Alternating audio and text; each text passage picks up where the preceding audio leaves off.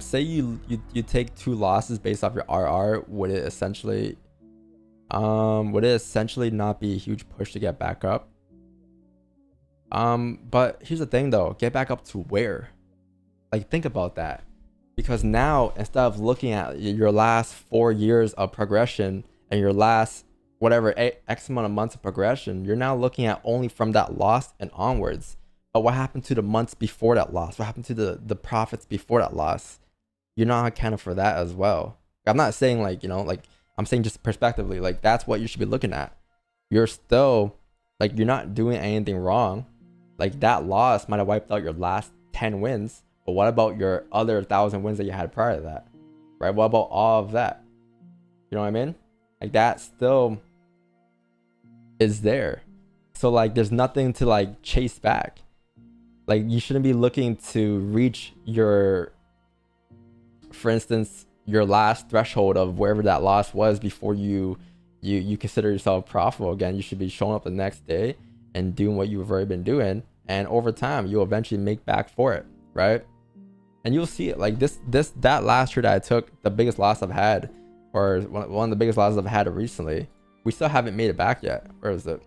We still haven't made it back yet, but with time we'll make it back, just like any of their losses we've had in the past. Our last loss before these two losses was July or August 29, right? So from August 29, whatever this was, here until, if you count the pips, right, here until here, we did 1,066 pips, right? And then we lost 163. So like, or we lost more, sorry, no, we lost 163 plus 361. So let's go ahead and calculate this all the way up until here. We're still up 659 pips since September 1st, right? Since that day. So we're still up, right? But this is when traders start to crumble though, because they see a big loss and like, fuck man, wiped on my last 10 trades. But like, this is like, when you're trading with a negative risk to reward, you kind of have to accept the fact that like this will happen, but you also gotta be very strong when it happens. You'll be able to understand that like you will bounce back from it, because your RR heavily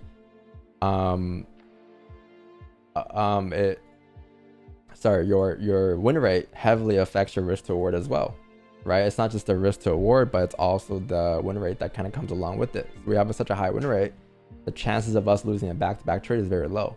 We haven't lost a back-to-back trade in like years, I don't think so, on stream.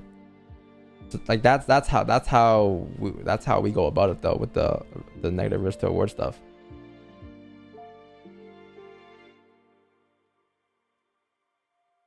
But it's hard. Like, it's not the easiest to accept. Like, fuck bro, you telling me like my losses will be bigger than my wins? Sometimes yeah, your trades will be like that with the way I trade. Like, sometimes my trades might be less, but that's something that